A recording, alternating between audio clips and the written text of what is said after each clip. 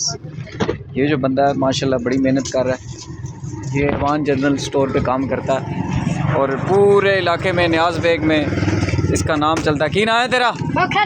Khokhar brand है।